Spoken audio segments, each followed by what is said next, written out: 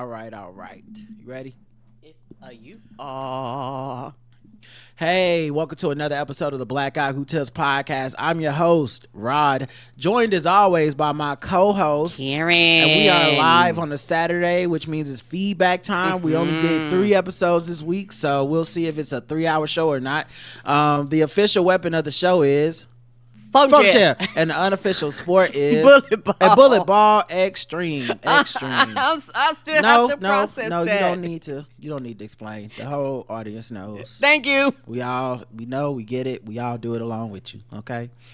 All right. So feedback, that's where you leave your comments and questions and everything in the places that you can leave them, whether it's on our website, whether it's via our YouTube, whether it's emails, voicemails. We can get any voicemails this week. And you can, of course, leave 5-star reviews on Apple Podcasts. We love the 5-star reviews. It's our favorite thing. It's the best. But we also sometimes get just money for just doing the show. Mm-hmm. We get tipped. You know, like some people just are nice people and they just like to put a little something on it. They like, look, thank you. I don't want no extra podcast. Okay. I'm not advertising nothing. Here's what it is. I go to the blackguywhotips.com or look on the right hand side of the website. I see, wait a minute. I can donate to the show and I can do it in recurring denominations or one time. What? Well, let me click this donate button and see what happens. And bam, next thing you know, we get money.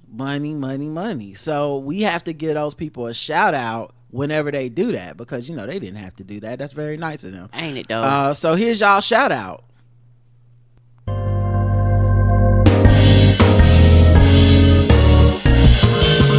I have your attention? You are now listening to Charlotte's own Rod and Karen. We welcome the good folks who tithe to the Black Guy Who Tips. New remunerations, new salutations. Michael Irvin, the playmaker. Waist Bees Basura. Mary H. Deborah O. Allison H. Stefan H. Michael F. Jonathan H. Jeff M. Corey B. Early Daisy Photography. Mako H. Michael W. J. Full. Nicole F. Marvin B. Yes. Marvin B. Chriselle B. Asia D. And lastly, Annie P. Annie, I hope you're okay. Okay. I know you've been struck by a smooth criminal. Thank you, everybody that took some time out to put some money in our pockets. We know in this economy, which is doing better than most economies. Ain't it, though? But we still know it's tough. Eggs. Yeah, it's still hard. The Kroger's still driving up the prices. They still gouging. So thank you. Ain't they, though? Costs are still high.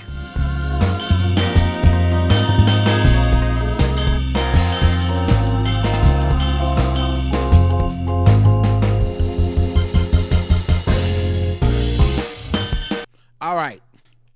Let's get to the show, the comments and all that stuff after we do some reviews. That's right, we got new 5-star reviews. And a lot of them. Let's go. 6 days ago we got this one from One Dope Queen. Oh, who says 5 stars, smart, nuanced, all caps, hilarious. Whenever something big happens in pop culture, politics, etc., I run to hear what Karen and Rod have to say about it. The response is always smart, nuanced, and hilarious. Such a good show. They're truly voices of reason who are always giving me a new perspective. Thank you. Thank you. This is your boy KJ who says, you got to get you some of this. Hey.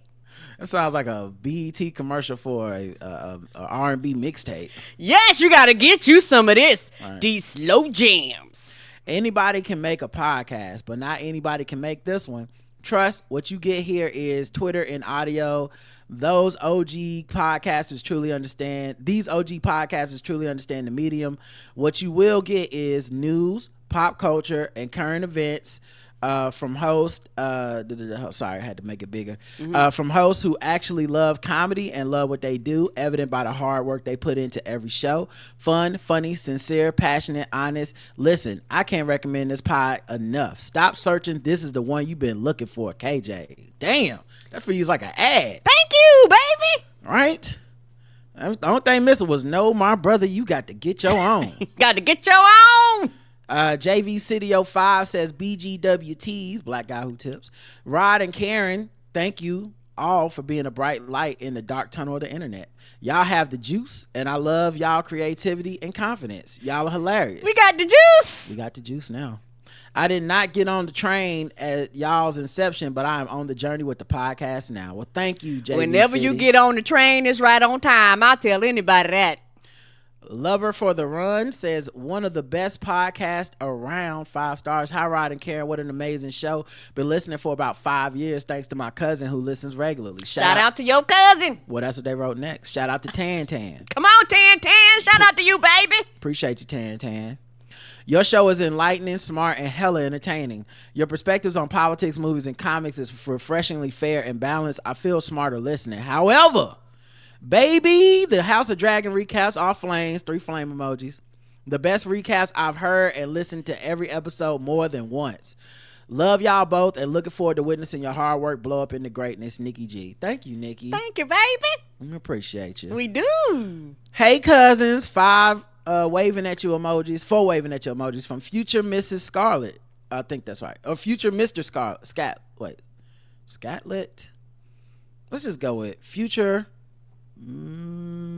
Miss Catlet. Let's go with that. Okay. That seemed like it makes sense, but I don't know. 5 stars. At least that's what I feel like when I turn y'all pod on. Like, hey, cousins. Very few podcasters have the ability to keep the convo going, so I feel like I'm always in the room. I love the fact that there's always a new cover and fresh new perspectives. Thank you. Thank you. We love to do it. Okay.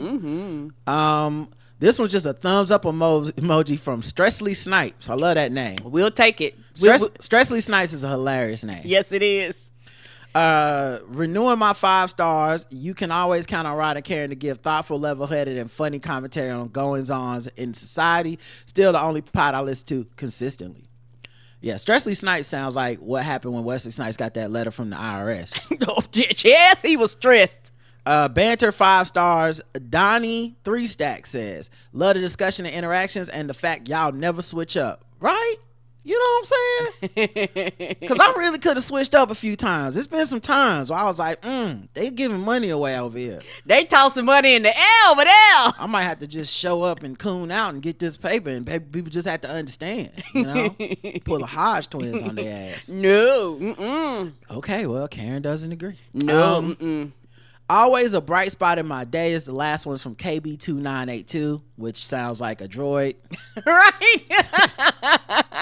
Come on, KB2982, let's grow. Right. I just need Oscar Isaac to like run after it. 5 stars. Karen and Rod continue to give me the hits to make work and tasks go by fast. A great listen with interesting takes. You all provide such level-headed recaps of what's happening in the world. Thanks for all you do. Thank you. Thank you, baby. Thank you for all the reviews. We love them. We love to get showered with love. We know with some more y'all out there on the fence. I don't know. Somebody left a thumbs up. You ain't got to say a word. Put emoji on it. We'll read that too. We'll take them. Well, yeah, exactly. But you do have to leave something in the subject. Like, it can't just be just the head title. It's got to be something in the subject or they won't submit it. But yes, leave us small reviews, short reviews. We don't care. All right, let's get into the shows. All right, 2964, Hope is Revolutionary was our feedback episode. We got 8 comments on this. And right before we got on the air, my mom called me.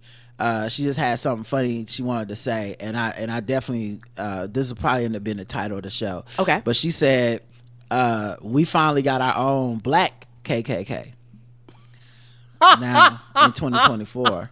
But she already told you this or something? No, just that phrase just sounds hilarious. Well, we got our own Black KKK. She said we got Cat Williams, Kendrick Lamar, and now Kamala Harris. That was That's too good. I was like, hilarious. yeah. She told me tell Karen Hunter that too. I love it. The Black KKK.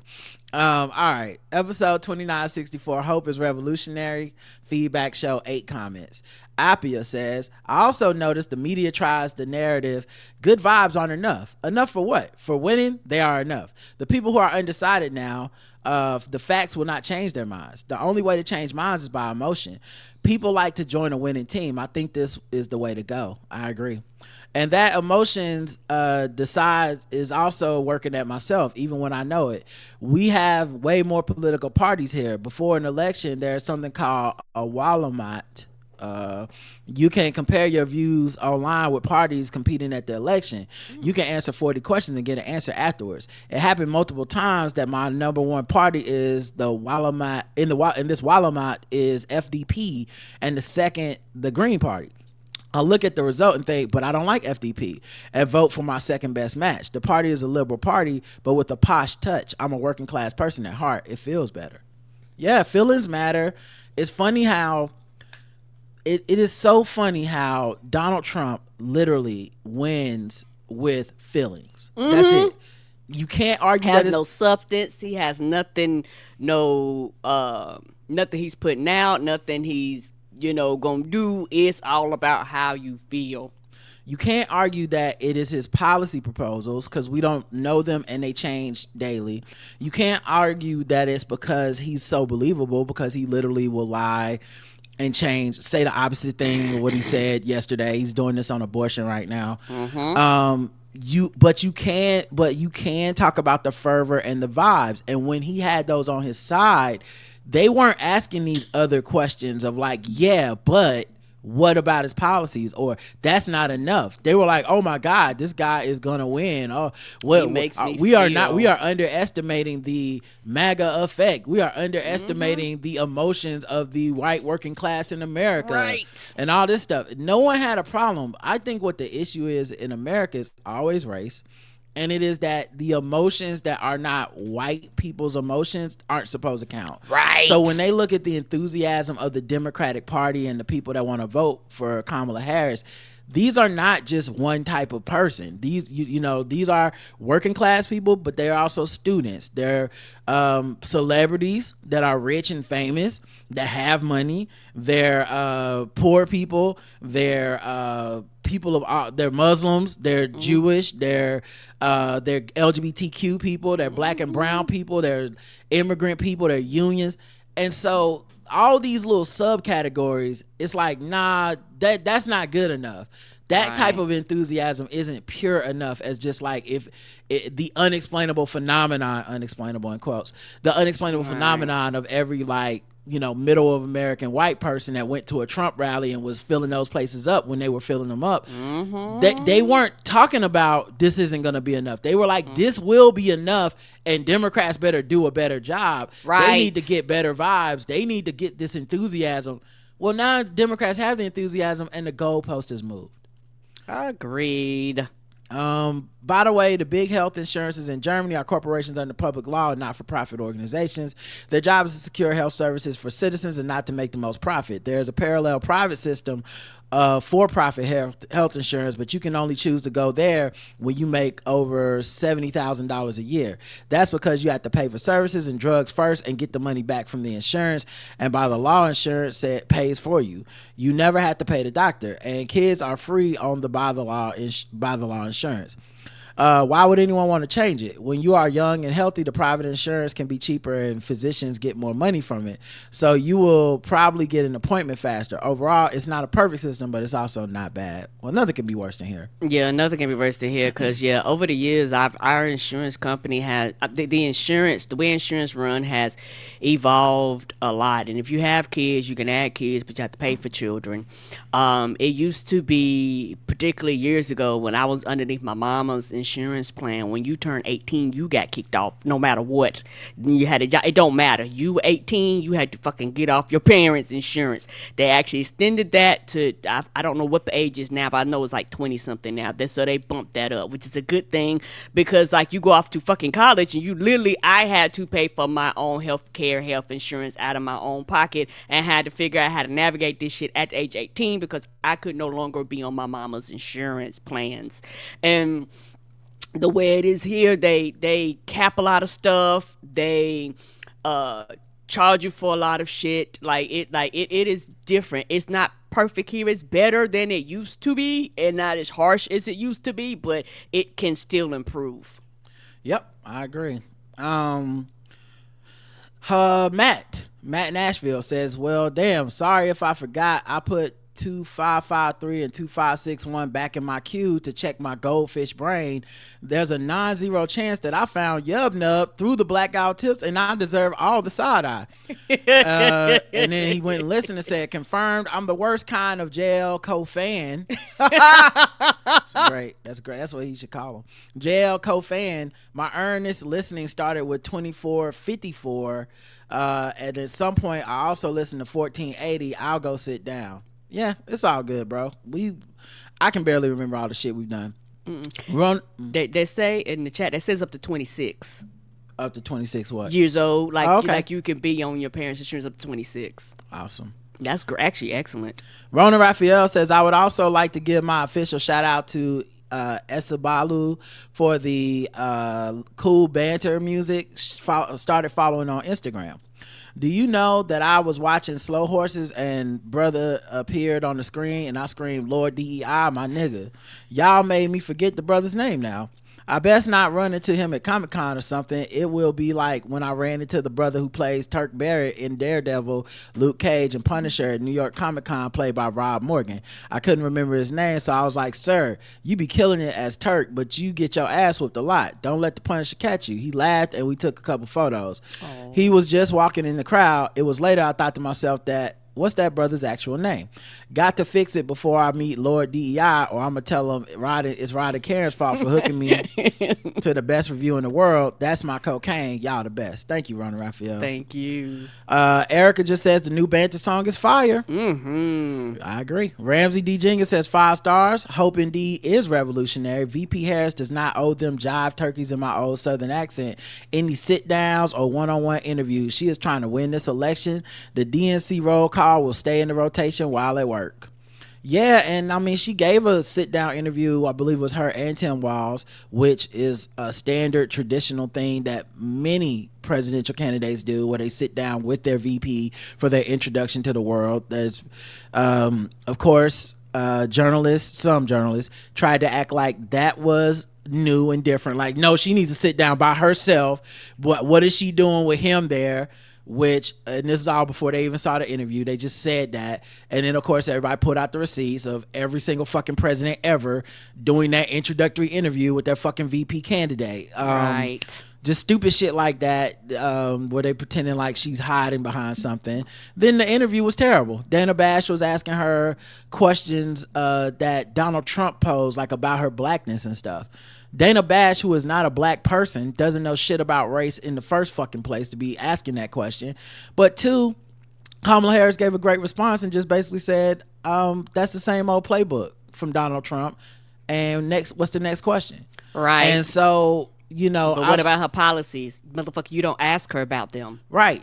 This is now another time where they've had a chance to sit down with her, ask her the policy questions they claim she's ducking and that we need to know so fucking bad. Right. You know, there's so many things I would love to know her take on that don't have anything to do with Donald Trump. Mm-hmm. You know, you could if it's so important to find out what she's talking about and how she plans to do it.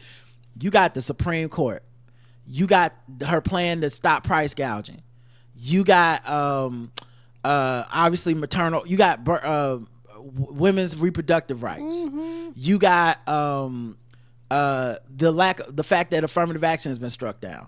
You got there's so much shit. Yes, it is. But instead, she spent the interview trying to catch her in some type of contradiction to be like, you said you was against fracking, now you saying maybe you don't know. What's up with that? You know, shit like that, where I'm like, this is not what anyone in America will be voting on. Right. I'm sorry. Not saying fracking doesn't matter. I'm not saying it's not a big deal. But if you're talking about the getting people to vote for her, there are very few people in America that's like, well, she was against fracking, but now she's kind of more open to it. Man, I don't think I could vote for her. No, if anything, she would hold that position because there are people who are like, I'm not voting for no Democrats. They're all anti-fracking and mining and shit. And then she's like, well, I could be open to it. Oh, okay, well, I will vote for her. So how is that going to hurt her? Meanwhile, of course, like I said, Donald Trump literally changes positions daily. And there's just not much less scrutiny and all that shit. Agreed. EVE says, hope is indeed revolutionary. If history tells us anything, the last two candidates that ran on hope and change won their elections twice, and that was Clinton and Obama. I think Kamala has this, and I love that the right is falling apart because she nailed her interview with Fox Light, aka CNN. Yeah, it's very interesting because you know they're going to move the goalposts. Like this whole, like, she need to do an interview. I'm like, and then what? Because it's never just, she needs to do an interview. Oh, she did the interview. She did good. Okay. Well, damn. I didn't know all those things before. It'll be something else. She didn't do the interview right. I saw another person go, well, now she needs to do the interview like this every week. No. Why? Nobody does that. Why? Why would you need to do that every fucking week? It's just always some new, and it's some new shit. It's not something we've ever requested or demanded of any other candidate. Right. And I truly do, and deep down believe what they're hoping for is a gaffe or some sort of unforgivable viral moment or something fucked up, some gotcha. She didn't give it to him. And so now they're like, fuck, okay, interview her again. Because they've been floating, and I've always thought this was kind of ridiculous, but they've been floating this idea that she's such a fucking like horrible candidate. She can't even fucking talk. She's gonna flub all her interviews because she had one interview one time about the border and had a gaffe, and they've been using that shit for like it has to be 2, 3, 4 years at this point, trying to be like, and that's why she'll never be president, and listen to her laugh. And honestly, none of us gives a fuck about that, but thank you, because you lowered the bar so far to where if she can just sit down and give a competent interview, she's clearing all the hurdles that you set, that you were telling us. You did the same thing with Joe Biden, where it's like you set the bar so low because you're so hyperbolic and prone to just over exaggeration. You can't just see a thing and let it be a thing. You have to be like, right, Joe Biden is a dead man and they have reanimated his corpse. And then it's like he gives a speech at 11 o'clock at night on a fucking Monday in the DNC, and now nobody can say shit about him because it's like, oh yeah, we said he can't even fuck, he's an incoherent, bubbling idiot. Damn. Okay, well shit, I guess that story's over. You know, so I do think they lowered the bar too much for her for them to try to hold her to some new shit. But yeah, they'll keep moving the goalposts. Let's see. Those are the comments on the website. On YouTube, we got 4 comments. Alicia says, Rod and Karen is the real MVP for reading about almost 3 hours of feedback. Yeah, that's mostly a me, you know. I peep how sometimes y'all be like, dear Karen and Rod, I don't mind. It's fine. But y'all know I'm the one got to read all this shit. So it's me that read that shit for almost 3 hours. I was present. Karen was hanging around laughing at it. Dorcas says, you both are so funny, Lord DEI. Mr. Rob 1317 says, also I've been listening for 10 years. Lost you all while once Stitcher was no longer a thing. Love the fact that all my favorite things are in the same ecosystem. I tune in every Saturday for In Class with Dr. Carr and Karen Hunter. Yes, YouTube family. JV City says, I found y'all via YouTube, added y'all to my Apple Podcast, and left a review. Thank you. We saw your review. It was very good. Thank you, baby. And of course, like, that's interesting because YouTube honestly was one of those things where I was like, I don't even know if we need to do this, right? Because it's like a headache a bit, and it's like a hassle. They rules are all over the place, and it's more uploading for me, more time, and all this type of stuff for a limited amount of views or whatever. At least it was, but you know what? We stuck with it. We're growing our following. We're growing a little bit every time. We might not be the biggest YouTube channel, but you know, there's people that are dedicated listeners over there that leave comments and stuff. So, you know, thanks to all of y'all, actually. Yes, thank you.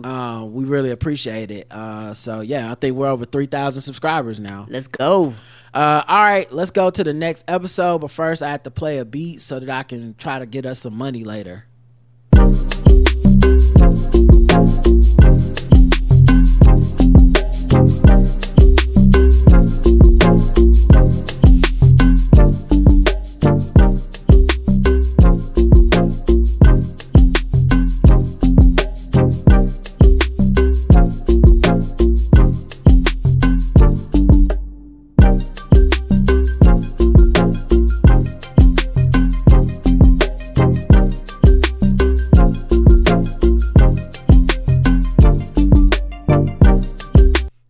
I forgot to mention the poll.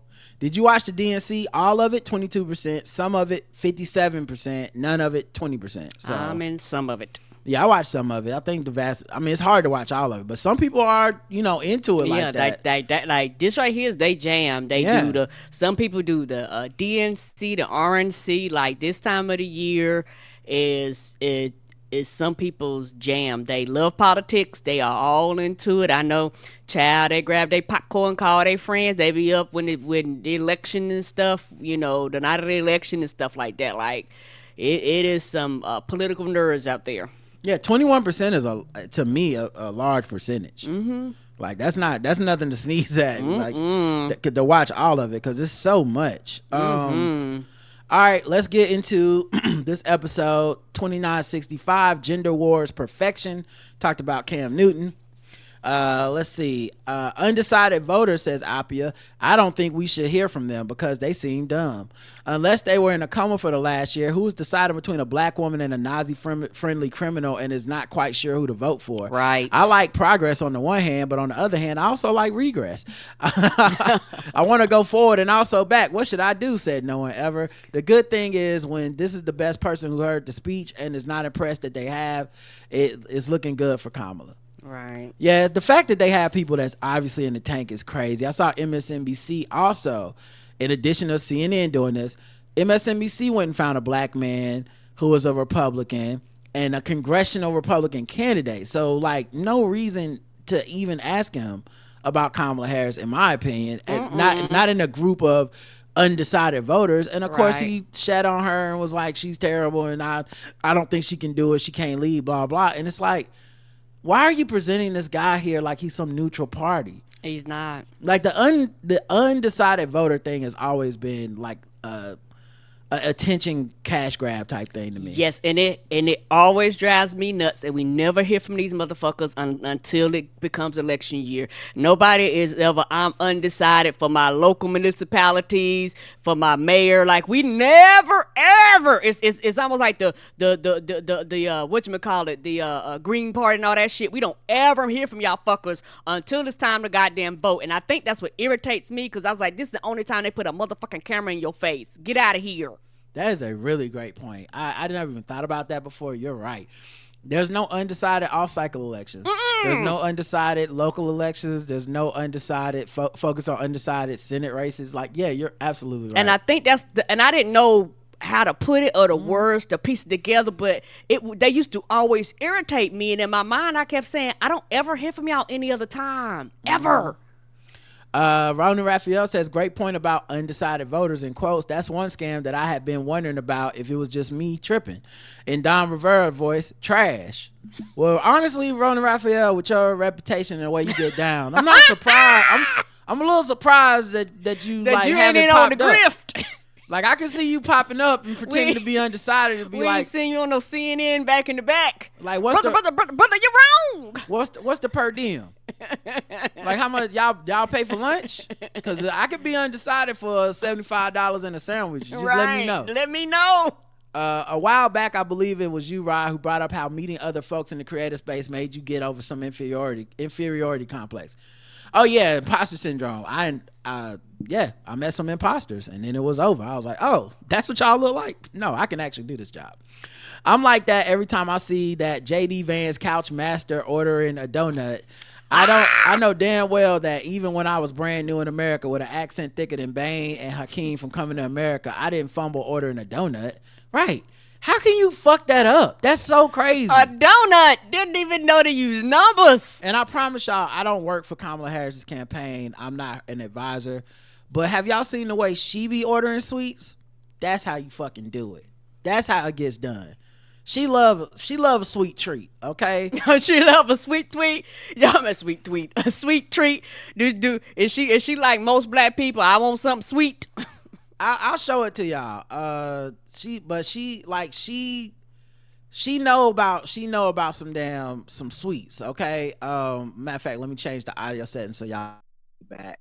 And then I'll share my screen so we can watch this as a family.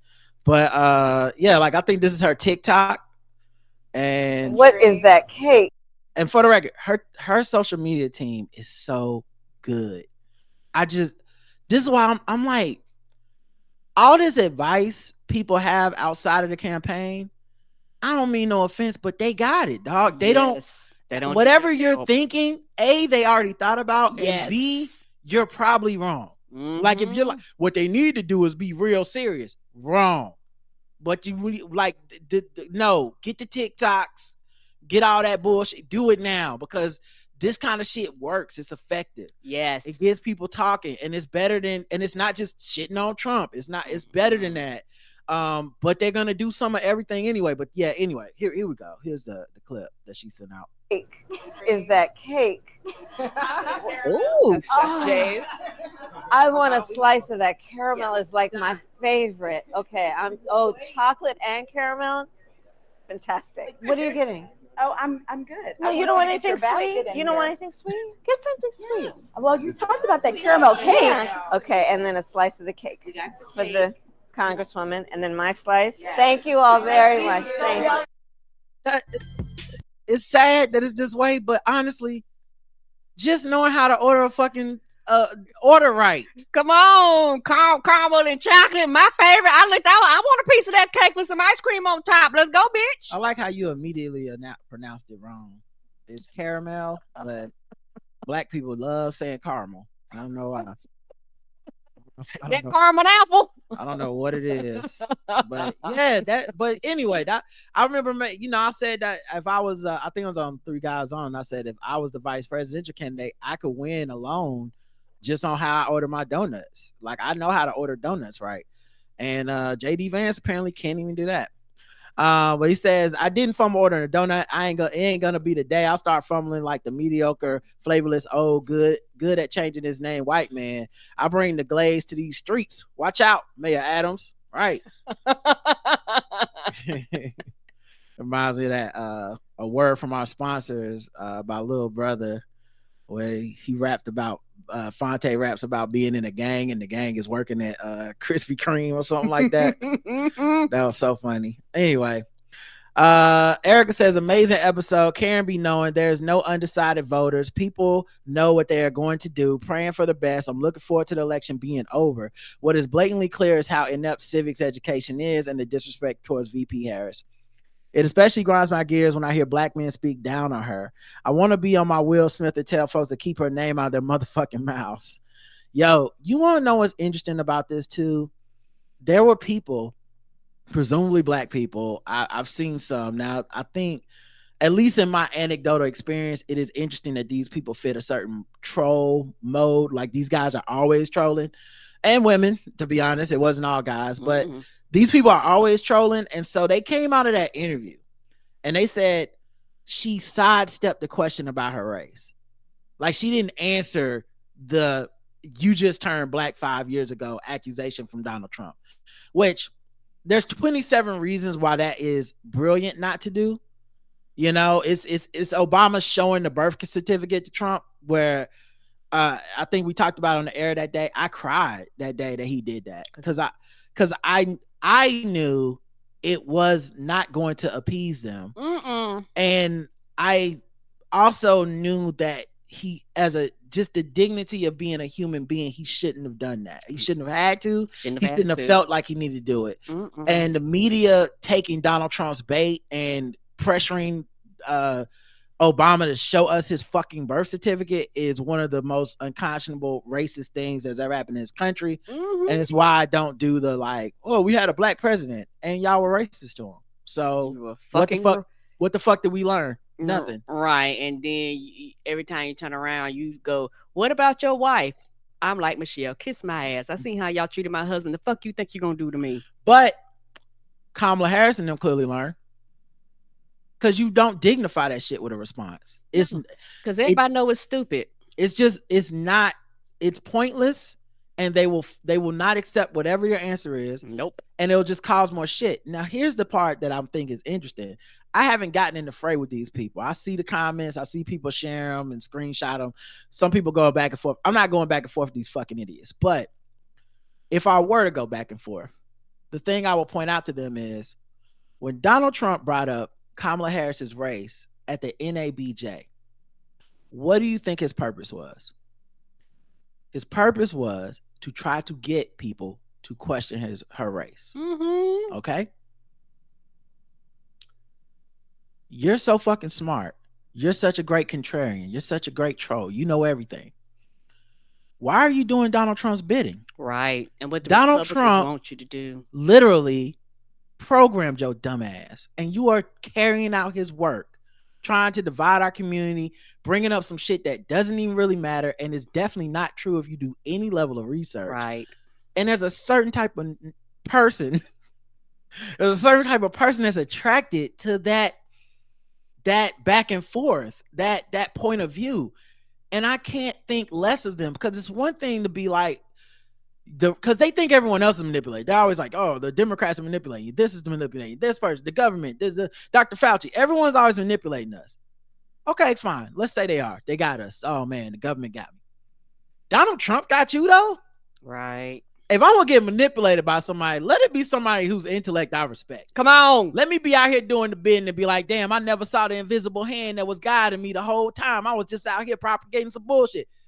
Y'all, Donald Trump, direct connection from the NABJ, where everyone saw the jig right there in the air and went, no, why the fuck did y'all even have him here?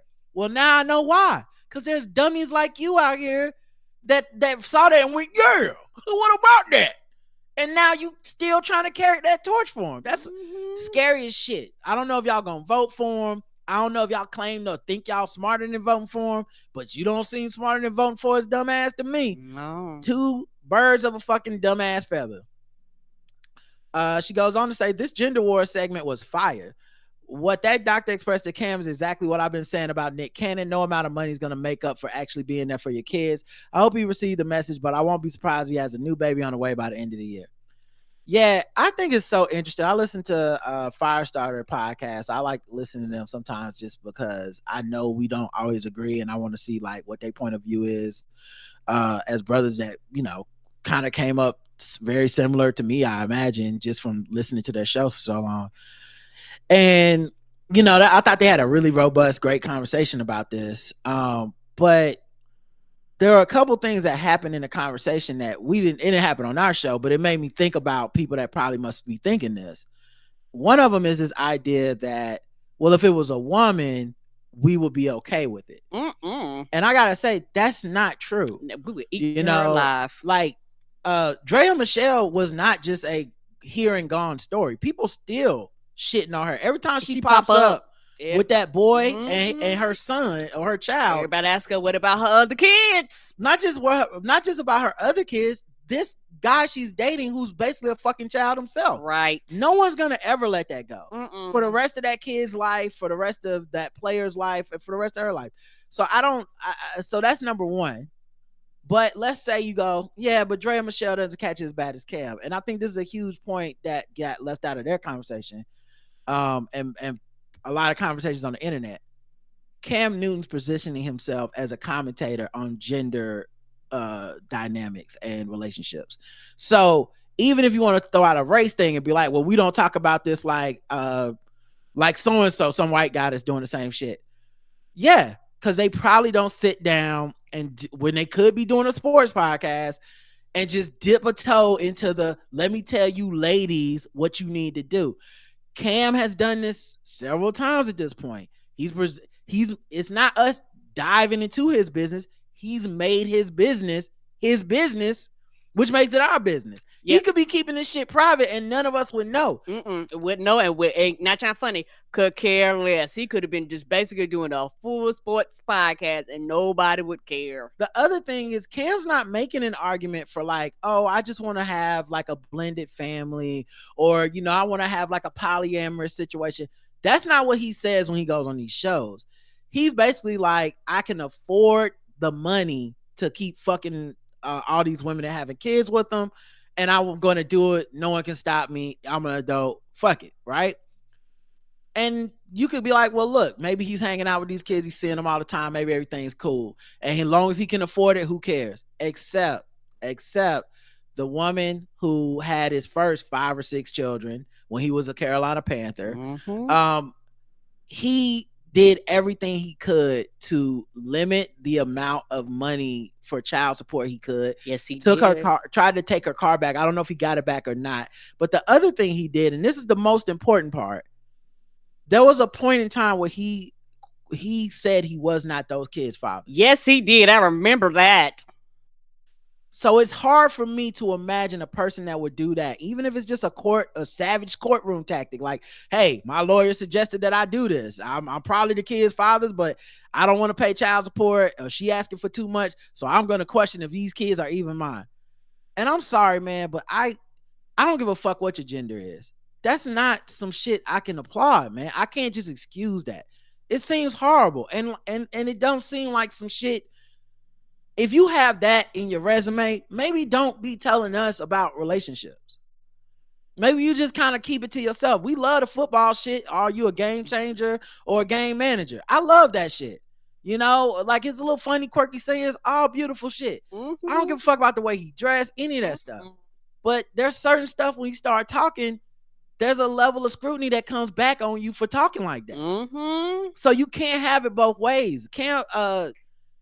Tom Brady got kids with different women and all this shit. He's not on fucking Instagram or some podcast trying to tell us how to run our marriages and shit. You know, and he gets smoked too, by the way. Like, I still remember that roast. He got fucking smoked for that from his family. So it's not just a thing. And this is fleeting, by the way, too. This will pass. Like Cam's gonna keep popping up. He's gonna keep talking about other shit. He'll move on to some football shit when the season starts. And this will not be a thing that has limited him or keeps him off of platforms or whatever the fuck it is. I think as a black man, now this is just my personal preference, I would like to see a lot of these brothers step out of this lane. I don't see what's fruitful about it. I don't see what's coming out that's positive for the culture or for themselves when they step into the, like, I'm going to talk about relationships and I'm going to talk about women. You know, when Cam got owned by Brittany Renner, it was a similar thing where it's like, Cam, if you would just, you don't even need to be talking about what women need to do and how you going to tell your daughter not to be like these women when these are the women you fuck, the women you impregnate. Like, just like, why are you even bringing this? It's not working. So, like, before you get into the right and wrong, it's just like, damn, dog, like, how is this a fruitful lane for you? I don't understand it, and I'm going to continue not to understand it. But that being said, it was a 10 out of 10 gender wars content. Like, fire. It was, and I think a lot of them step into this lane because it's money to be made. You know, it's always money when men talk about women. Like. Why do you think it's a black man thing, though? Because I don't really see this happening with, like, Phillip Rivers or, you know what I'm saying? Like where's the money in it for Cam Newton, who's a $70 million man? Where is it? I don't know. And put like this is the way I process it. You can go back to preachers, to pastors, to men leading. The black culture will never get over a man, quote unquote, telling the culture what to do. I think we have a complex about that as a totality. And so there's always been these dudes that pop up over the years that are like, I'm here to tell you what to do with your life. I'm here to tell you bitches what to do, particularly the women. Because, a lot of men, they don't buy that shit. But women will actually put money and invest into this shit because a lot of women have bought into the dynamics and I hear what you're saying. I think it's just like, I think it's not money for Cam Newton. I don't think it's like a come up for him and like, I'm about to make this money off of it. I truly think this nigga can't help himself. Yeah. Like, they believe this shit and then they start saying it because this is the kind of thing that is accepted within our culture, within our conversations as men with each other. And it's like, they need to hear this real shit from a real nigga like me. And then you come out there and you say this dumb shit and it's going out to more than just the black men in your circle and it's causing controversy. And I think they kind of like the controversy because a guy that's made as much money is worth as much as Cam Newton. I can't see this being like, damn, we never saw it coming, but he's a billionaire because he was talking about women and Dr. Bryant was making him look stupid in front of everybody. But man, what a smart move. You know what I'm saying? I agree. And what we're saying is similar, the same, because I do understand that perspective. And the thing is, for this hustle, put like this, I'm saying making money because a lot of people do it as a come up. Cam has already came up. Yeah. But the thing is, in this age now, currency is clicks, currency is likes. Currency. When I'm saying money, the money per se isn't dollar bill, y'all. I see what you're saying. So basically, it's the attention economy, and the attention is the currency. Yes. So you said money, but it's really because the money doesn't make sense to me. But like for Kevin Samuels, it makes sense. Who is this nigga? We've never heard of Kevin Samuels before in our lives. Yeah. So him making money off of it makes sense. Like, you weren't nobody to us. Now motherfuckers are paying attention, giving you money, clicking on ads, whatever the fuck is happening for you. And so now you're somebody because you did this. Cam Newton is like, bruh, I don't see anything positive that's come out of any of these conversations he's had about relationships. And this is not the first time. Mm-hmm. I don't know what he gets out of this other than exactly what you said. I like the attention. And I think a guy like that must just, and he clearly was upset by it because this happened after we did our show, but he put up a response YouTube video, and the YouTube video was titled something like, how are you a doctor? What was it? Let me see. You're a 41-year-old relationship coach, but you're still single. So like, that's to me is like, you were in your feelings. Yes. This was not a well-spirited debate and she got me and I guess I look a little dumb on that. Nah, you didn't have to title it that and put that segment out in that way. It's clearly for attention. But honestly, like deep down inside, because a lot of people like attention. Yes, they do. What you will do to get it says something about you. That's part of your makeup, is this idea of like, I want to be the guy that talks like this about women and relationships. And it's sad to me because I found Cam to be a very charming, likable, and underestimated knowledge-wise with football type of dude. But he's just fumbled so much and not picked it up. He's just fumbled so much in the last like couple years with, I feel like, and this obviously is what he wants to do. He can do whatever he wants, but I feel like his trajectory could have been like a straight skyrocket to like, yes, he's on your TV. He's giving analysis. He would have been everywhere. He's charmed. He's got everything. He's giving you perspective you can't get from everybody. And I don't think we're going to get that because now it's just like he got sucked into the Andrew Tate internet vortex. Yes. And since we're talking about it, the thing is, it's like, what are you willing to do for this attention? What audience are you willing to court for this attention? Because that shit matters too. And it's one of these things to where when men get into this lane, they're quote unquote experts. They haven't done anything to earn it. They haven't, their life can be as fucked up as it want to be, but because they come in swinging a dick, they're a quote unquote expert on something. and that's not always true, and I think that by default people will listen regardless how stupid it is, regardless how dumb it is, regardless of how whack it is, regardless of if they are living the life that they quote unquote claim that they're talking about. It don't matter. And people, we have a lot of people who like to be told what to do. I've realized that. This is why a lot of people now trying to find to go to church, fall in the cults, get in the clubs and cliques and shit, because they like to be told what to do, because they do not like to make personal decisions. They do not like to make choices on their own. They like to sit back, let somebody else tell them what to do the thing that they told them what to do. So when they have to deal with the consequences, the repercussions of the choices that they decide to make, they can throw their hands up and say, well, it wasn't my choice, it was somebody else's choice. Yeah, it's just whack, because like you're literally a star and you're just gonna end up like dabbling in the manosphere shit. It's just, yes, like, bro, you don't have to do that. That's the thing. There's so many people that kind of have to do that. You don't have to do that. And the thing is, he don't have to do it. Shannon Sharp doesn't have to do it. Stephen A. don't have to do it. It's like they don't have to do it. But it's something that's so intoxicating and so enticing, and so if you come over here, you're going to quote unquote be the man, that they just float over there to it when they can literally do other things with their time and money. I truly think a lot of these guys have been sitting around envious of like your internet, Andrew Tate's, your Pat McAfee's, even, who they brought into the fold. But how much has Pat McAfee changed what ESPN is? Because you got Shannon and Stephen A. doing so much more outside of the hours they're on the clock for ESPN, right? About their own brand, where they can get a little more loose and say things that are a little more problematic. Mm-hmm. Yeah, I guess Cam followed. He saw that, and okay, yep, that makes sense. It's enticing. It's something about it that draws them there, because and it's not that women don't get into it, but the thing is, women do it too, but it's just but men get on that. They get on like that upper scale.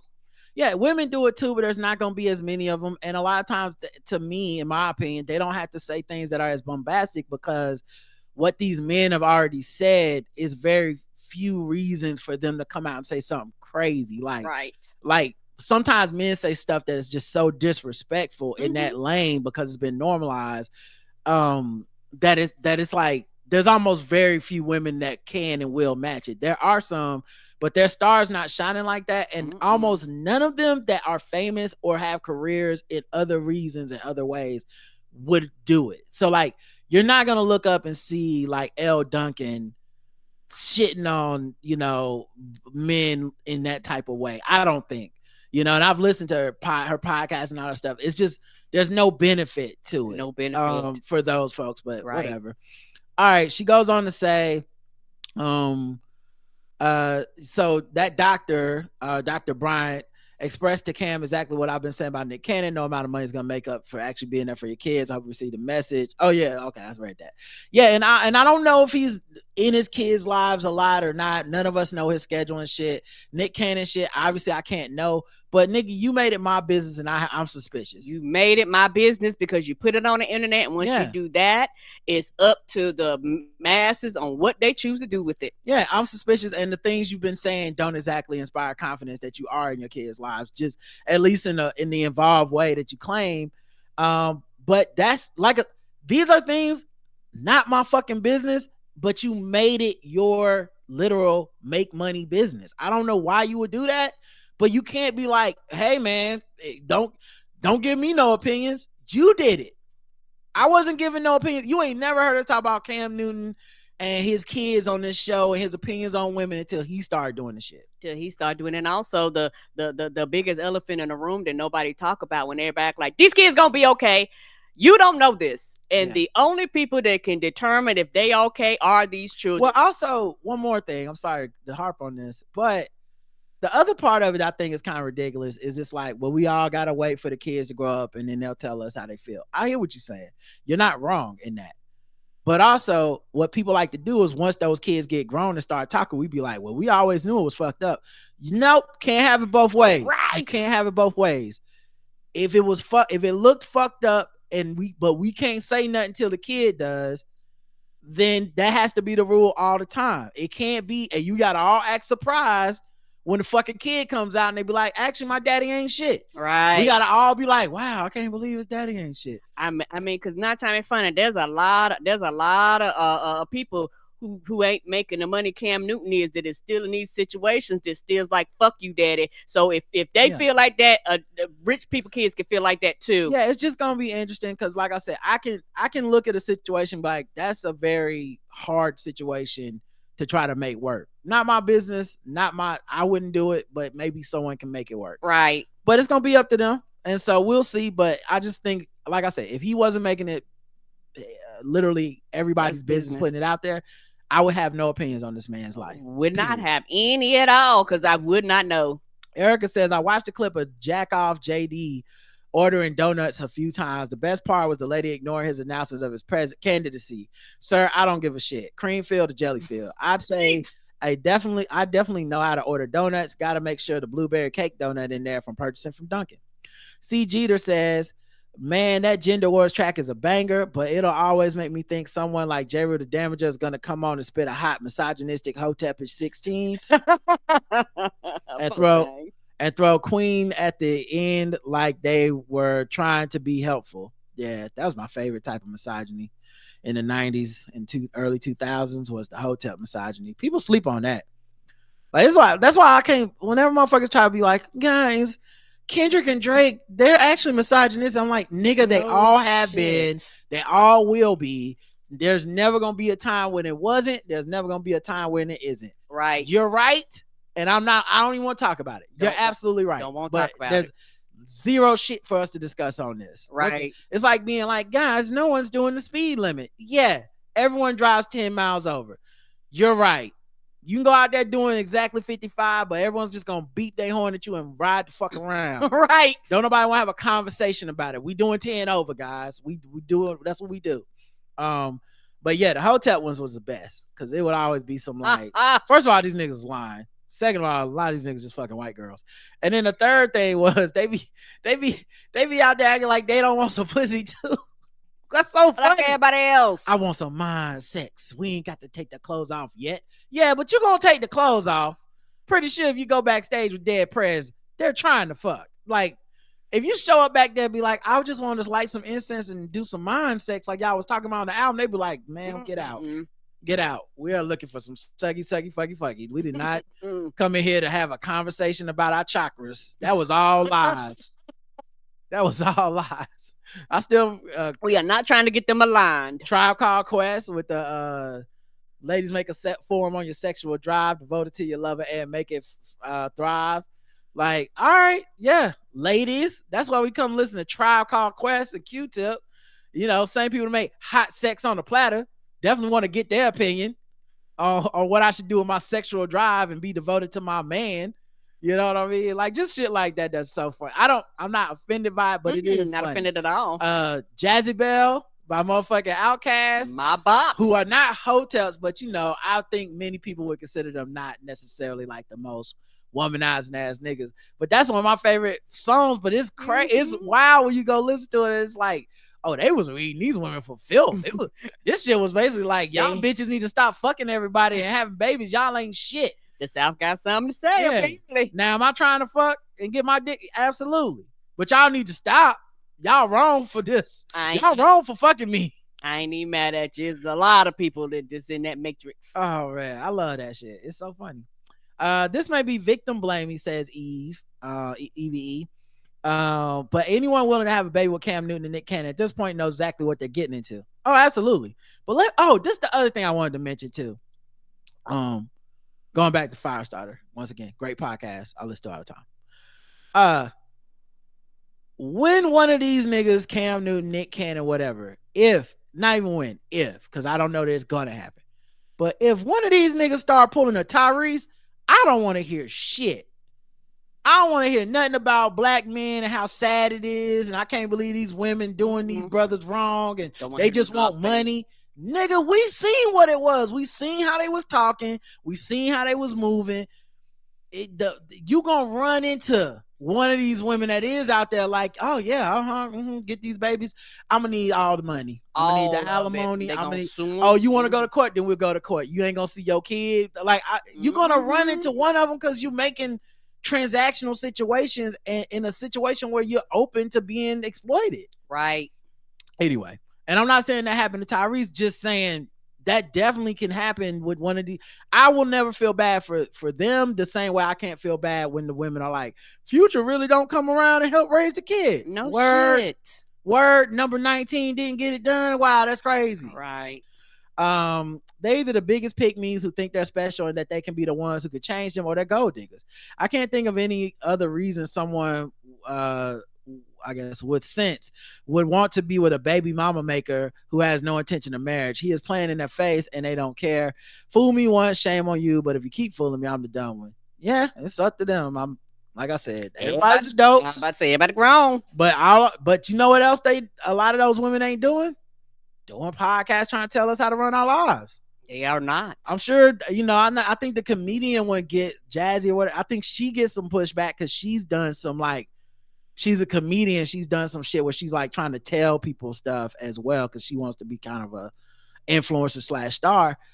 And she gets pushback, but them other women that's raising his kids, they don't get pushback. And of course, the first woman, I mean, who's going to possibly put her in the same category? I think they have like 5 or 6 kids together. They were together for a long time before he had that baby on her and shit. So I don't think anyone feels like, yeah, no one's trashing her. So anyway, comments on YouTube, got 5 of them. Let's see what we got here. Angel says at the 1 hour at some minute mark, what is that on JD's head? The back of his head look like someone plopped a clump of hair on it. Why is it cut like that? It's like one of those try and can't Nazi haircuts, like he was afraid to go for Charlottesville. If he can't order donuts correctly, he can't be trusted to do anything else. It just confirms what we all know. He is horrible from Harris to Walls, 24 from Harris to the Walls, 24/7, 365. I'm so glad Roland and Mr. Dupree had a convo. Maybe it will help others. Wonderful show as always. Hugs and kisses. Angela, I'm gonna tell you how he got that haircut. He got that haircut the same way he ordered them donuts. Whatever. He said, let me get a little of the buzz cut. Let me get me I guess some of the shag, and whatever makes sense. Whatever makes sense. And they said, all right, say less. JD Vance is a weirdo. Trump picked a VP that matches his weird energy. I'm glad people are calling it out, says Linda. She also says Kev and that doctor get the gold medal. That was top level gender wars. As Carter says, it's so gold medal. It sparked another one where people found her interview with Nick Cannon and how she made both of them squirm. Yeah. Content over everything, man. That's crazy. That's how some people function. Alexandria says JD Vance is Trump's Sarah Palin. I mean, Trump picked the worst person ever. Yeah, it's so crazy. We went from like a gotcha question being like, this bitch don't really read, to a gotcha question now being like, this fool can't order donuts. The bar is even lower. It's lower. And he still did not clear the bar. His left foot hit and he just tumbled over it. I feel like Sarah Palin's somewhere bitter as hell. Like, I could have ordered donuts. Right? I mean, I know a dozen is 12. Shit. Look, I lied about reading Us Weekly, but I know how to fucking get some donuts. Right? Man. That Cam Newton video is peak of gender wars. Give him the award. If I found out my therapist or life coach is rocking a chain with that name on it, I call myself a fool. Yeah, I can't even imagine if I walk into therapy and they got the cameras out and she got the titties pressed together and she got the self-name chain. I'm like, yeah, this don't really seem like it's for me. I'm not doing this interview. This don't seem like it's but it's content over everything, I guess. From my understanding, she's a reality star person too, so it all makes sense. Okay, right. But yeah. Everybody probably is in agreement to it. But if it's something where you just showing in for like a normal session, and all of a sudden this is there, why am I signing the NDA? What? No, thank you. All right, we gotta play another beat while I get ready to get us some more. Go back to the next one, but we gotta get some commercials in. You know what we're here for? Psycho. Music. I want to call you one. Peach wine had built butch body. Oh, what now? Peach wine had built butch body. Peach wine had built butch body. Oh, what now? Peach wine had built butch body. Is it okay if I call you one? Peach wine had built butch body. Peach wine had built butch body. Is it okay if I call you one? All right. The last episode is 2966 Successipede. 5 comments. Let's see. Ramsey D. Jenkins says 5 stars for the spelling of Successipede. Thank you. Sean says, on ID photos, I always try to look at as much like a serial killer drug dealer in my ID photos. That way, no matter how bad I look, I will look much softer and kinder than my ID, and the police will go light on me. Well, we can all dream. Appia says, I've seen Rod's new photo on social media. He must have used magic or something because it's an incredibly good photo for a licensed photo. I agree.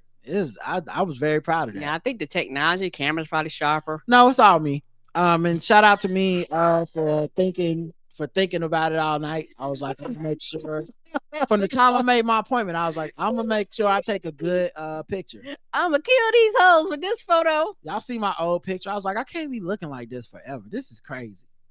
EVE says Dump is the king of grifters. His new NFT scheme may be a money laundering scheme, but I legit believe his voters will purchase them because it's a cult, especially the old voters who don't understand technology and will wonder why they don't have physical cards. My theory is that he's trying to raise enough money to put in an offshore account so he can flee the country after the election. I have a feeling he will leave the country and await the election results far from the U.S., probably a country without extradition agreement with the U.S. Fuck that orange asshole. I'm starting to feel sorry for Drake, and I'm not even a stan. He keeps putting stuff out and hinting at around too, but no one cares. And worse for him, they are playing They Not Like Us everywhere still. They even played it at the DNC. Even saw a bunch of TikToks with a bunch of HBCU bands rehearsing it. The football season is going to be playing it nonstop. The icing on the cake is that the song will probably win a Grammy. Pull a little tink tink. Yep. And that's just one of the number 1 songs Kendrick put out about his ass. Crazy. Abia says, I'm at a medical convention with physicians in Frankfurt, and the older German man says this about Kamala. She is a real smart and wise woman, and she has lots of charisma. What a great person. They're not voting in the U.S., of course, but I'm surprised and also amazed at how she is viewed by this group. I'm also surprised how little she is attacked in the typical way women are attacked. Donald Trump tries it, but somehow it doesn't stick. Yeah. I really do think the vibes being positive matter, and I think our international reputation, like people are really want not Donald Trump in the international community. Yes, they're scared. Like you listen to some of the news and stuff and the way they're covering it, they was like everybody's kind of in freeze on panic and going, what will America do? Because for a lot of these places depend on how they're structured in their relationship with America. You're talking about funding of millions and possibly billions of dollars over years. You're talking about protection from invaders, all types of shit. Because, America's a little bit everywhere. You're talking about all types of shit that's kind of just up in the air right now. Then it's whoever wins will depend on if shit will continue or if they just pull out and say, fuck it, America and no one else. Yeah, and I think other countries have been making these same choices between ultra right wing nationalism and liberal, competent leadership, and a lot of them have been choosing the latter. And I would like to see America continue this trend. And it's happened in the face of people predicting the opposite. So I hope that people are wrong and that we do pick Kamala, and that we're here and we're all glad that we did the right thing. Yes, sir. Let's see comments on YouTube. We got 10 comments. Wow. All right, let's see what's happening. Let's go. Smart Dave 60 says, in regard to Sink Uyghur being a grifter, well, the Young Turks has been struggling with revenue from what I understand, so they're trying to appeal to a wider audience. I think I've noticed a shift from them for a year or so now. Yeah, I will just say this, man. You probably have a higher estimation of them than I do. A lot of people do. A lot of people always will. But a lot of it is because the way I was introduced to them was them and their fan base kind of coming at my neck over a joke I made about Bernie Sanders going viral. Mm-hmm. And so for me, they've always felt like some assholes and some grifters and like they were not being fair, and that essentially they assist and aid in helping conservatives get to power. They would argue that that's not what they're doing. I would argue that is absolutely what they're doing in practice. Shix B says, real ID, I wouldn't think that was the same person. Yeah, I did look different. I photo different a lot. I don't know what the fuck that's about. Like different angles and shit. I feel like a different person. I'll be looking at you like, oh. Shix B said that's what's weird about like, cause my trainers like, at some point we'll probably have to do some like before and after pictures. And I mean, I don't know how much my body would have to change for me to physically see like, oh, I look different. And I know people are like, I can see it now. I'm not saying you don't. But I don't know what it would take for me to truly be like, oh, I could have never taken a picture like this X amount of time ago. And maybe we'll see it. I'm going to keep working. I worked out this morning at 7 in the morning. So I'm committed to it. I'm about to say, was you there for the wide opened? No, it opens at 7. So I got there like 7:15, 7:30 or something. But yeah, it was good or whatever, but it's just, I just, that's what I'm focused on is what I'm trying to say. I think I need to work out today. I don't think, and then I'll take a good picture that everybody will see that I'm so much different. I'm taking pictures because that is what she said to do.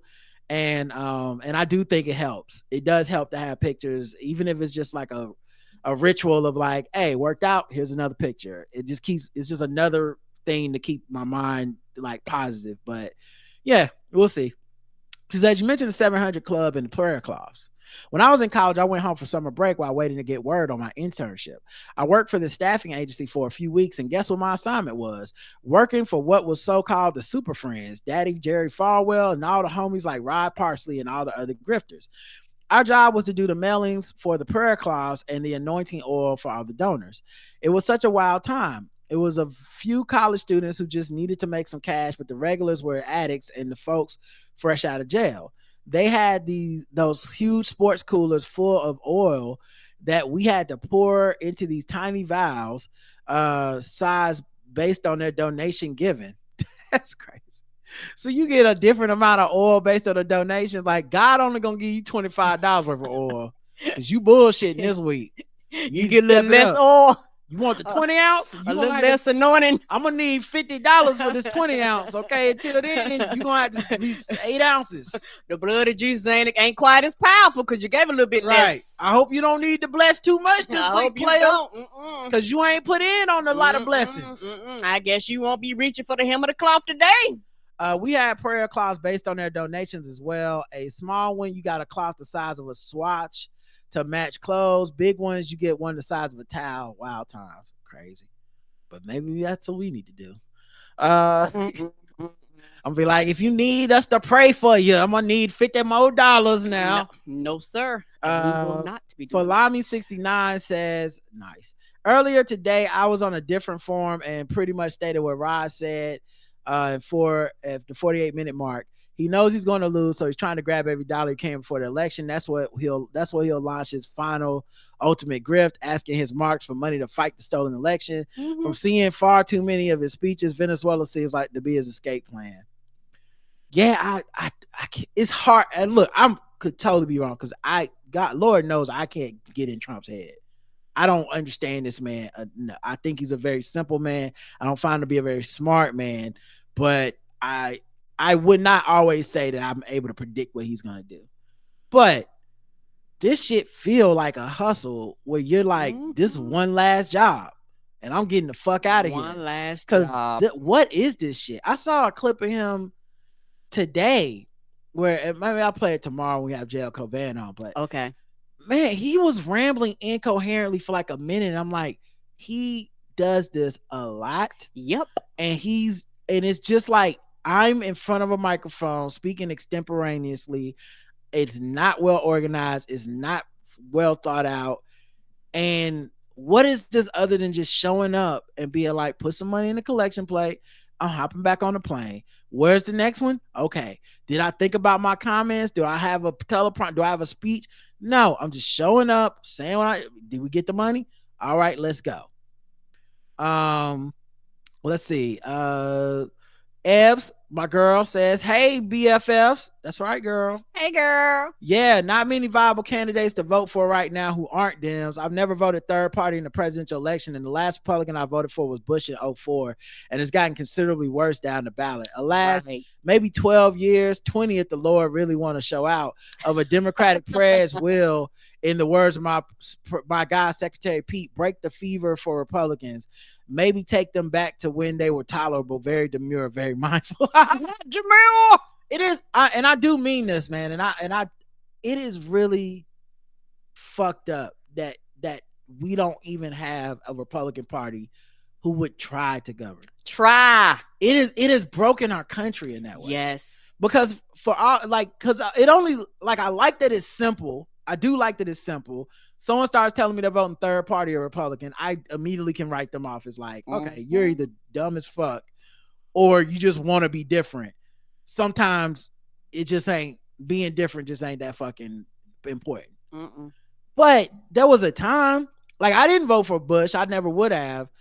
But you cannot argue to me that Bush was not at least better candidate than Trump. Right. What the fuck is this shit? What is this? This is like what even, and that's before you go down ballot.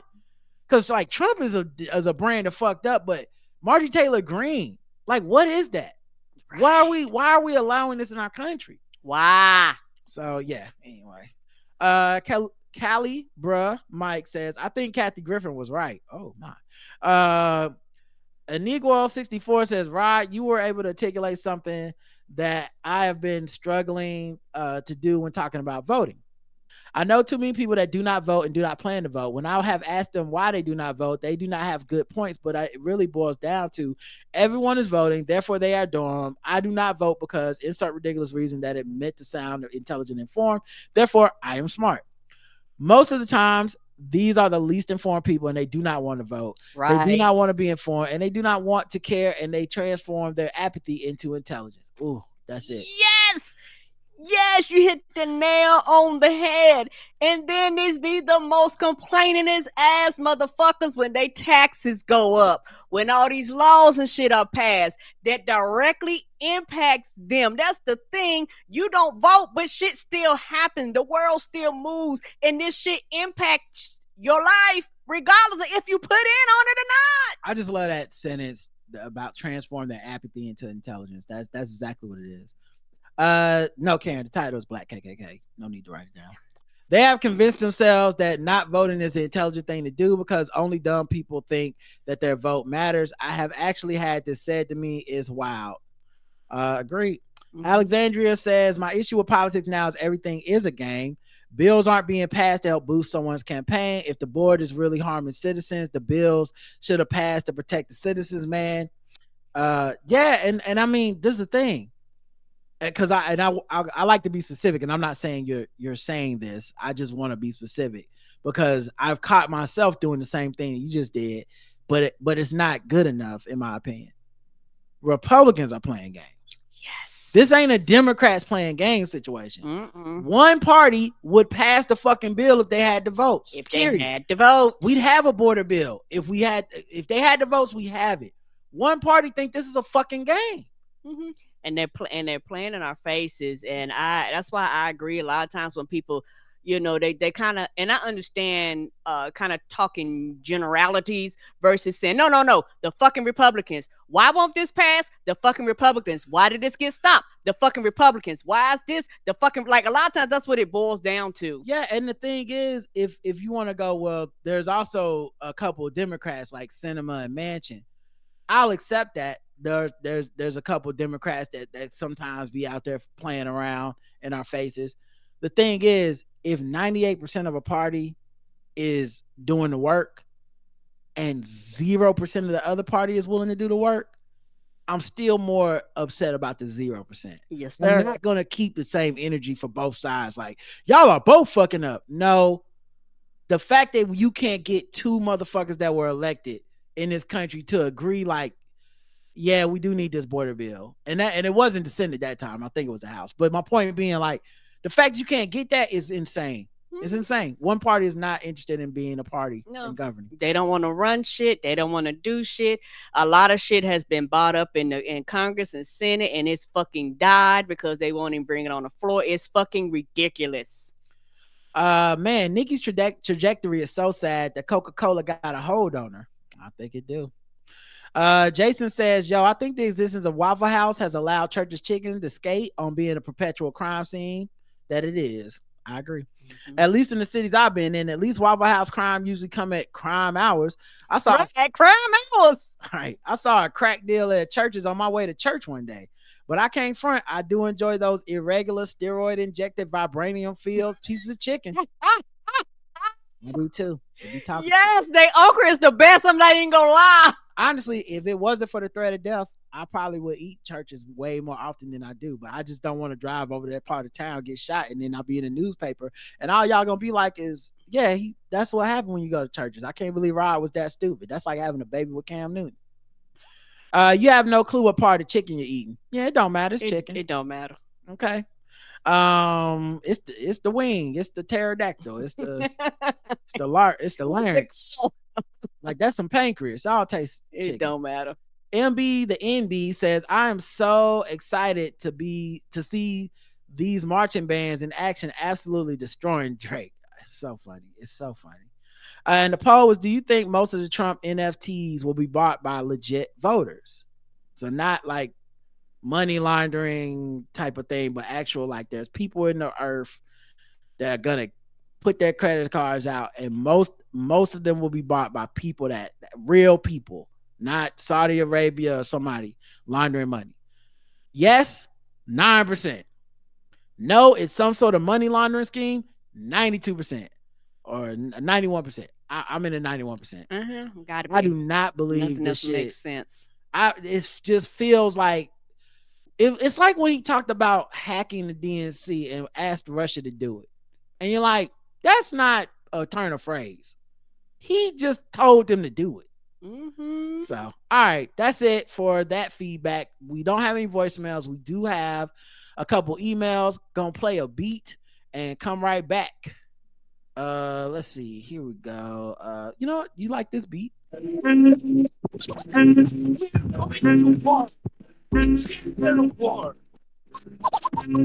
a war going on outside. There's a war going on outside. Email time.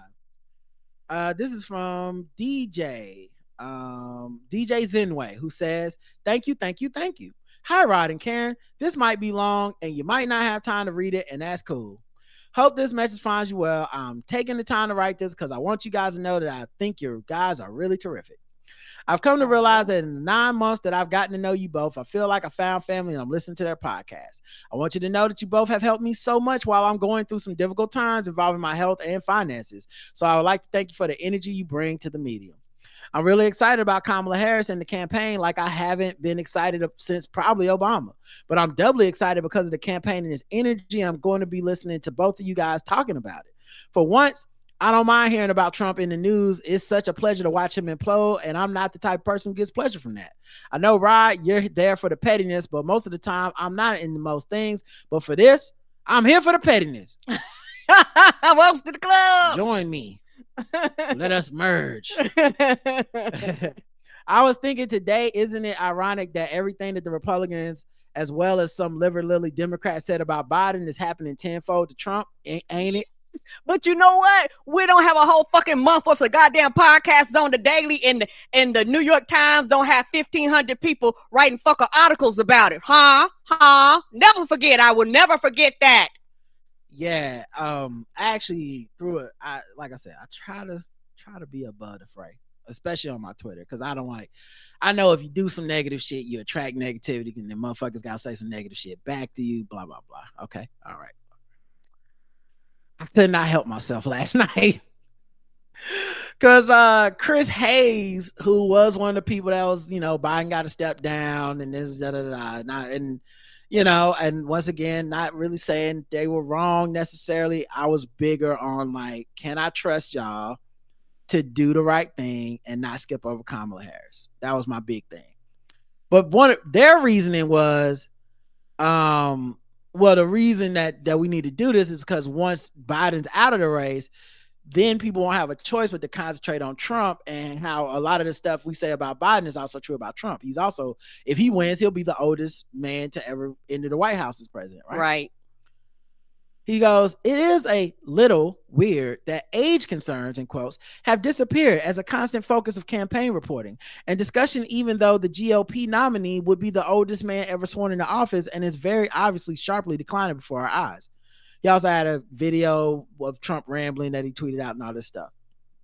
And I just quote tweeted him and replied, this is the part everyone was warning you about. That's all. This is what when I said I was distrustful, and this is why. Because I'm like, I don't trust that when it is like the way y'all say it's gonna unfold, where like Kamala comes in, or at that point y'all weren't even saying Kamala. So, but whoever comes in, and then the media goes, now to put the scrutiny to Trump. That's not gonna happen. Mm-mm. It was always a pipe dream, and we're living through it right now, where they really are not. There is no mass call for this man to step down. Right. And I don't just mean like writing editorials towards Trump. The editorials should be towards the party. Yes. What the fuck are y'all gonna do? Right. When are y'all gonna put out a real candidate? This is not cool. Right. This guy can't be president. Like, they aren't doing that. Right. They're just being like, well, Trump. Right. No. Right. Why ain't y'all on his ass every day? Why ain't y'all saying he old? Why isn't the party in fucking disarray? And every time I turn around, I got to see somebody talking about he old. You do not get that. Both of these niggas was old. And like I said, and that's a fire in me that I will never let die for that bullshit. But DJ goes on to say, I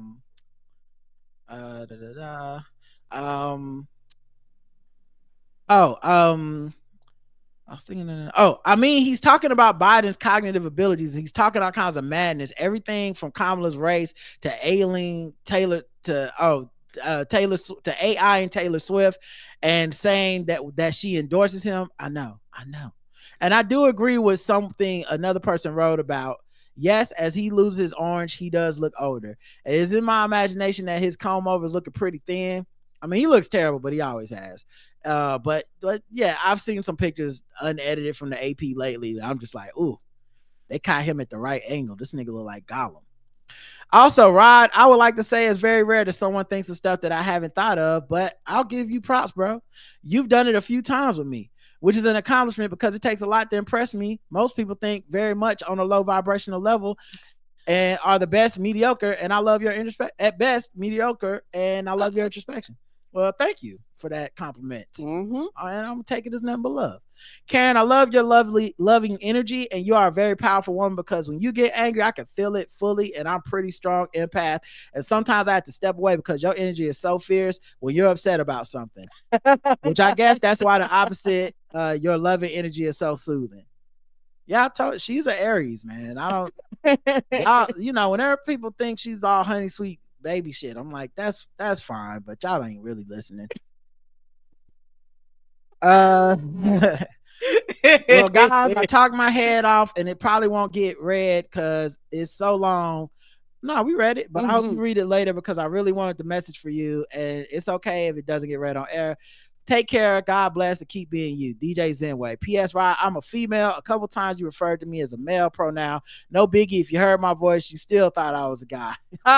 No, that's my bad. I try to get it right, and I'll try to remember from this point on. DJ, it probably depends on how often you write in, because if you write in like every 2-3 months, I probably won't remember, to be honest. And DJ is typically something I associate with like male pronouns.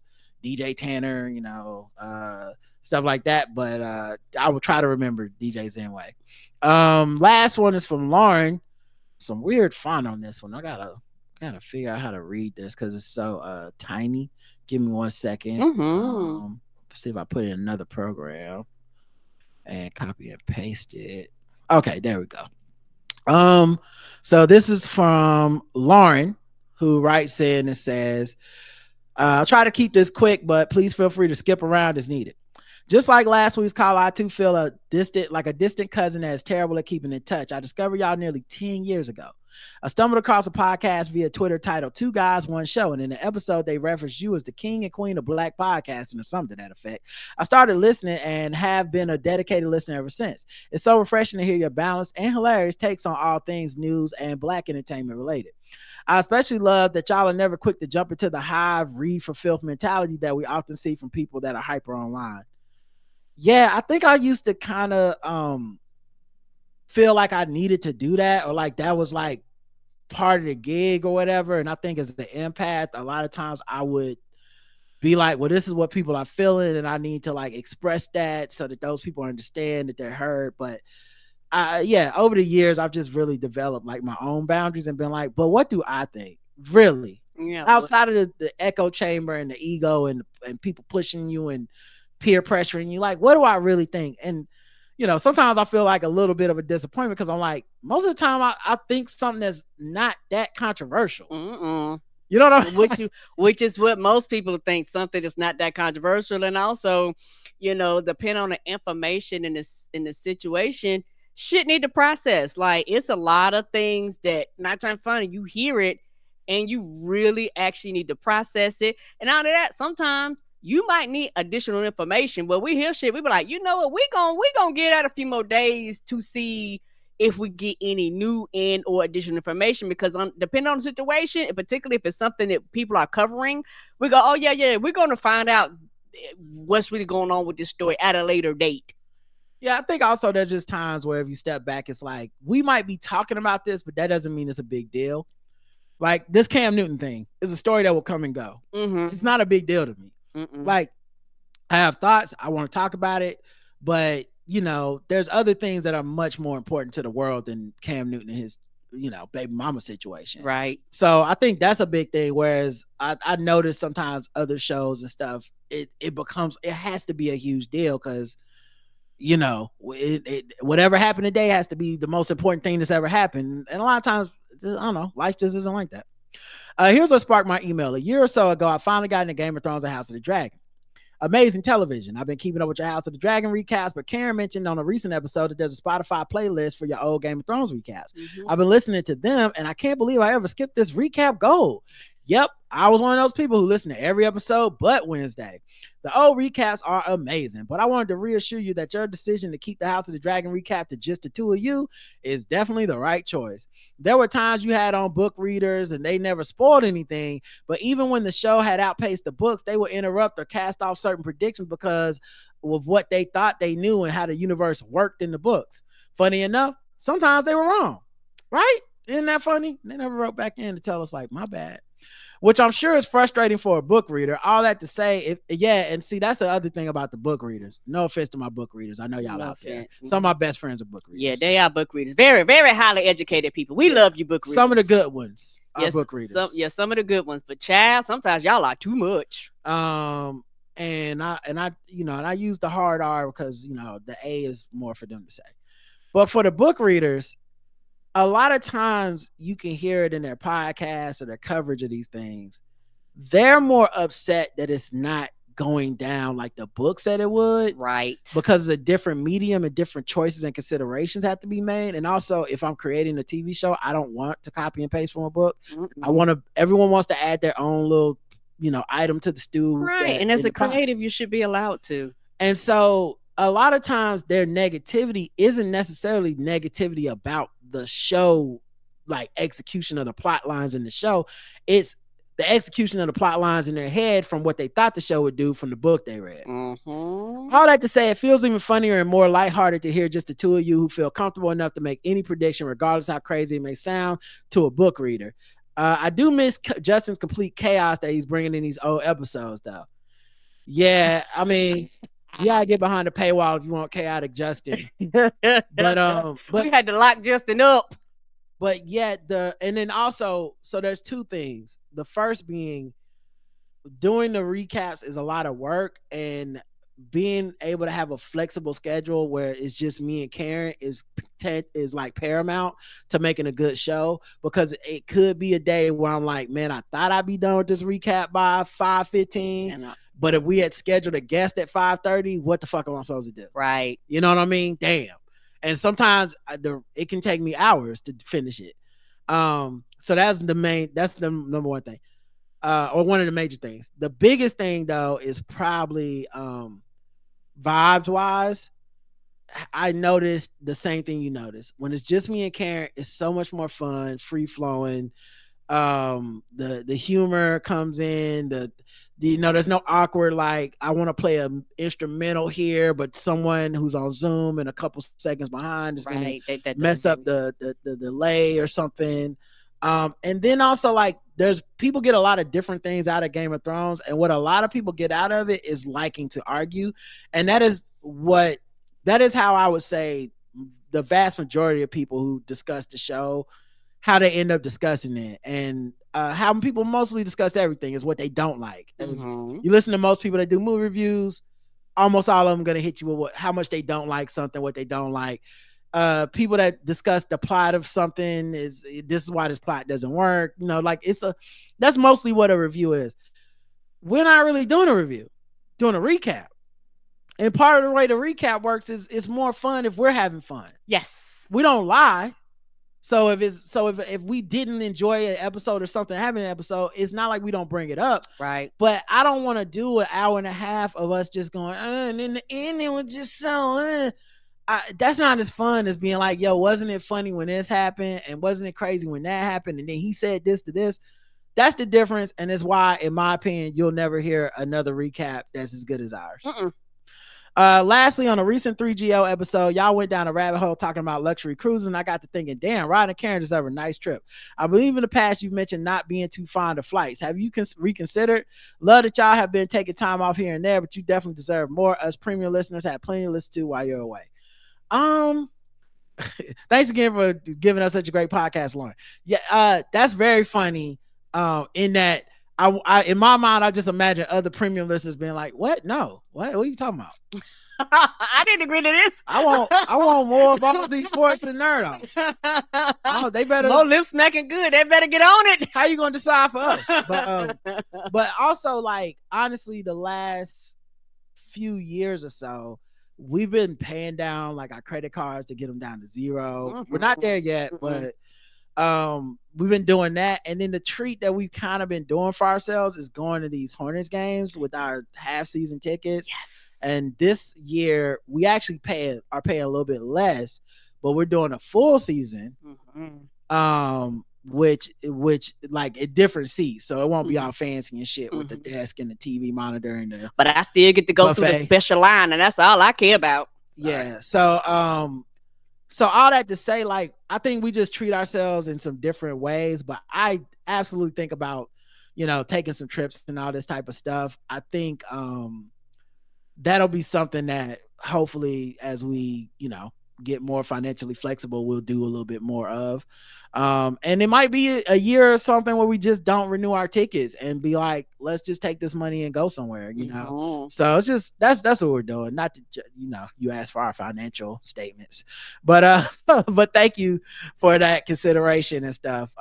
And honestly, a lot of times I do have to remind myself to just take time off, period. Like, yeah, we both this week we had a lot of stuff, but I realized Thursday I actually didn't do anything. It was the first time I haven't done anything in a long time on a Thursday. Period. Not on a Thursday, on any day. Period. Yeah. Because it's always something, and then I have to be careful because Karen will try to make me work instead of letting me enjoy my time off. She'll be like, "Oh, we should do lip smacking good or some other form of work on this day that you finally have off after a month." And so I have to guard against that. Like, no, I'm not. I don't want to do anything because not doing anything is also part of the. It's like working out. My